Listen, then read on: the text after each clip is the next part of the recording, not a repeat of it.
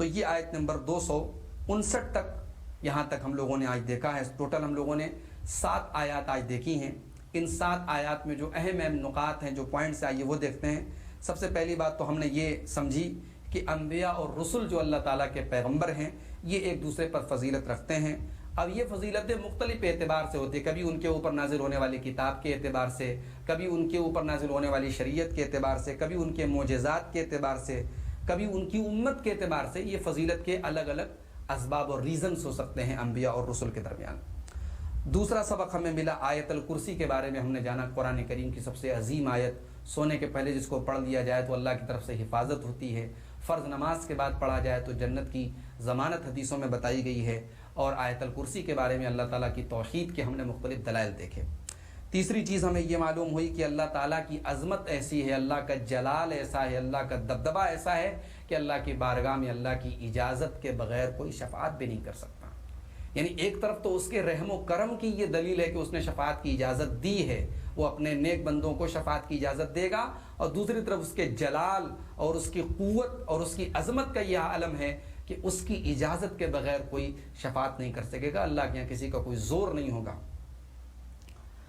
ایک مسئلہ یہ معلوم ہوا کہ اللہ تعالیٰ کے دین میں زبردستی نہیں ہے، اس لیے کہ زبردستی یا تو اس چیز میں ہوتی ہے جو چھپی ہوئی چیز ہو، یا ایسی چیز کے بارے میں زبردستی ہوتی ہے کہ نفوس جو ہیں لوگوں کے دل اس کو ماننے کے لیے تیار نہیں، تو زبردستی ہم منوا رہے ہیں. اسلام ان دونوں چیزوں سے پاک ہے.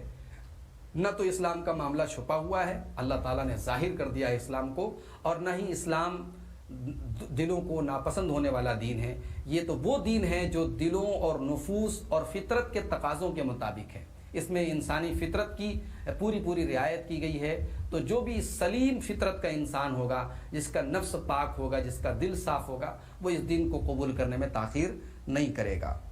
اسی طریقے سے ایک بات یہ معلوم ہوئی کہ اگر ہم اللہ کے ولی بننا چاہتے ہیں اور ہم یہ چاہتے ہیں کہ اللہ ہمارا کارساز بن جائے، مددگار بن جائے، تو 2 چیزیں اپنے اندر پیدا کریں. اللہ ولی الذین آمنوا، اللہ ایمان والوں کا اور نیک عمل کرنے والوں کا ولی ہے. تو ایمان اور نیک عمل اپنے اندر ہم پیدا کریں، انشاءاللہ اللہ ہمارا مددگار ہو جائے گا. اسی طریقے سے ایک بات یہ معلوم ہوئی کہ دنیاوی نعمتوں کے ساتھ اگر توحید نہ ملے تو وہ نعمت خود ہمارے لیے وبال بن جاتے. نمرود اتنا بڑا بادشاہ تھا مگر بادشاہت اس کے حق میں وبال بن گئی. کیوں؟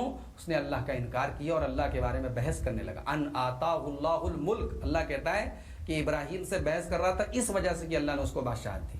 تو بادشاہت اتنی بڑی چیز ہے لیکن انسان کے لیے وبال بن گئی. کیوں؟ اس کے پاس توحید نہیں تھی. توحید کے بغیر دنیا کی بڑی بڑی نعمتیں ہمارے لیے مصیبت بن سکتی ہیں. ایک سبق یہ بھی ملا کہ اللہ تعالیٰ اپنے اولیاء کی مدد اس طریقے سے بھی کرتا ہے کہ ان کے دشمنوں کے ساتھ جب ان کا مناظرہ ہوتا ہے، بحث ہوتی ہے، تو اللہ تعالیٰ ان کے دلوں میں صحیح دلیلیں ڈالتا ہے، صحیح دلیلوں کا الہام کرتا ہے. ان کو اپنے دشمنوں پر اللہ تعالیٰ طاقت دیتا ہے، غلبہ دیتا ہے. یہ بھی اللہ کی مدد کا ایک طریقہ ہے. ایک بات یہ بھی پتہ لگی کہ صحیح عقیدے کو ثابت کرنے کے لیے مناظرہ کرنے میں کوئی حرج کی بات نہیں ہے. اور ایک بات یہ بھی معلوم ہوئی کہ کبھی کبھی بندہ کسی چیز پر ایمان تو رکھتا ہے مگر اس چیز کے بارے میں حیرت کا شکار ہو جاتا ہے. حضرت عزیر اللہ کے زندوں کو مردہ کرنے کے اوپر ایمان رکھتے تھے مگر انہوں نے بستی کے حالات دیکھ کر کے حیرت کا اظہار کیا کہ کیسے اس بستی کو اللہ تعالیٰ دوبارہ زندہ کرے گا. اور ایک بات یہ بھی معلوم ہوئی کہ قیامت کے دن سے انسان کو غافل نہیں ہونا چاہیے. قیامت کا دن وہ دن ہے کہ اللہ نے فرمایا کہ نہ تو اس دن دوستی کام آئے گی، نہ شفاعت کام آئے گی، نہ رشتے ناتے کام آئیں گے، نہ ہی اللہ تبارک و تعالیٰ کے عذاب سے بچانے کے لیے کوئی فدیہ وغیرہ لیا جائے گا. تو اس دن سے ہم سب کو ڈرنا چاہیے اور ایمان اور نیک عمل کو اپنانا چاہیے. معزز ناظرین، یہ قرآن کریم کے 3 پارے کی تفسیر کا سلسلہ آج سے ہم نے شروع کیا. اس کا یہ پہلا آج کا ایپیسوڈ ہے. انشاءاللہ اسی طریقے سے ہم قرآن کریم کے 3 پارے کی تفسیر کو مکمل کریں گے. اللہ تعالی ہم سب کو قرآن کریم کو پڑھنے کی، سننے کی، سمجھنے کی اور عمل کرنے کی توفیق عطا فرمائے. آمین. والسلام علیکم.